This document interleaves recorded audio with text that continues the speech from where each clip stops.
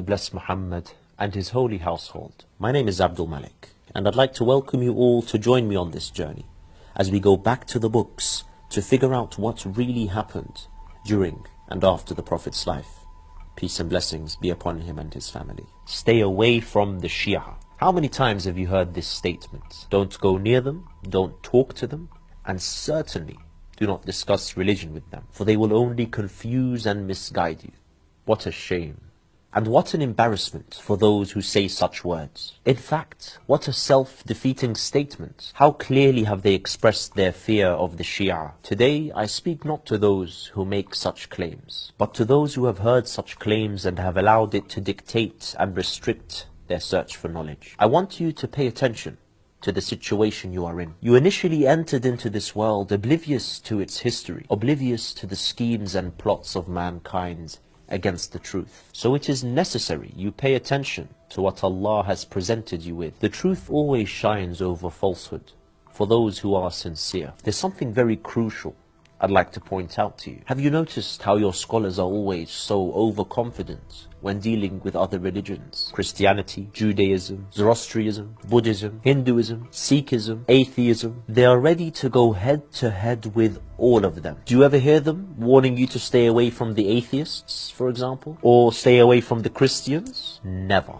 So why is this? Because these groups, with their false beliefs, hold no threat to them how clear the truth is from the falsehood. But the Shia, what is all this about? Had they been firm on the truth, it would have been of benefit for them to tell their people to propagate their religion en masse to the Shia, just like they do with Christians and atheists. You would have seen them organize massive crowds for large public debates, just like they do with the Christians and atheists. But never would they do such a thing, because they recognize the benefit for such a situation would be for the Shia themselves. Instead, they raise their voices, screaming and shouting, telling people to stay away from the Shia, instigating campaign after campaign to kill and silence the Shia. If the voice of the Shia had been falsehood, then believe me, they would not have wasted their time playing these games of propaganda and waging their campaigns of violence. They would have taken the Shia to the intellectual battlegrounds of debate and discussion. But instead they instill fear